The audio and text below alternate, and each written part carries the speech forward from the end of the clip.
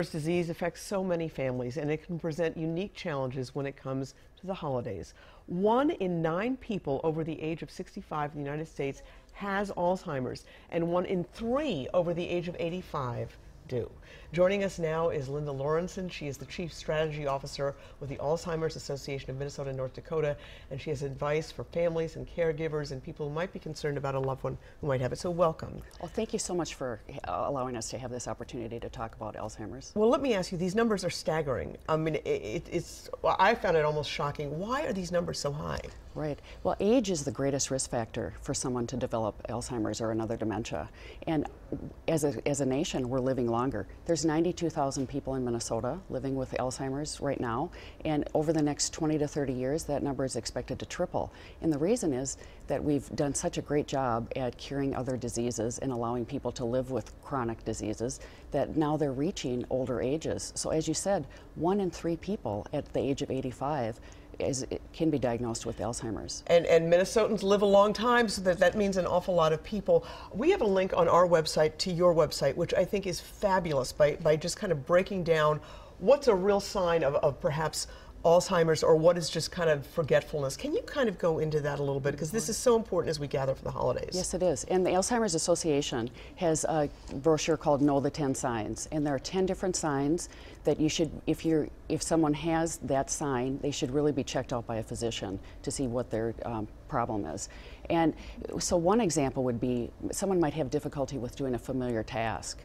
So if grandma has always cooked beautifully great sugar cookies, and then you come at Christmas time and you're eating her cookies and you're realizing that they are so salty you can hardly taste them.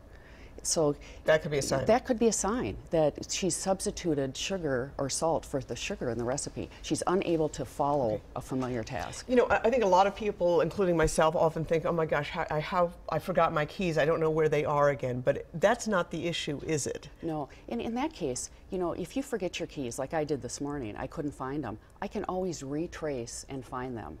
But if someone has Alzheimer's, they've not only lost the keys, but if they pick up the keys and they look at them, they don't really know what they're used for.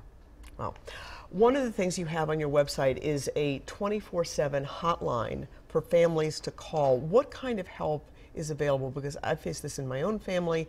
It's so difficult, it's so stressful. What kind of help is out there? Right. I think our 24/7 helpline is unique in that as a caregiver, if you had a problem at 2 o'clock in the morning, you could call and talk to a live person to try to figure out how to address the issue. So anyone can call, people who suspect they might have dementia, caregivers, their family members, other friends, healthcare professionals, anyone can call if they have a question and they don't know what to do when it comes to Alzheimer's or dementia. You know, Bill Gates recently announced this extraordinary gift of $100 million for research. Right.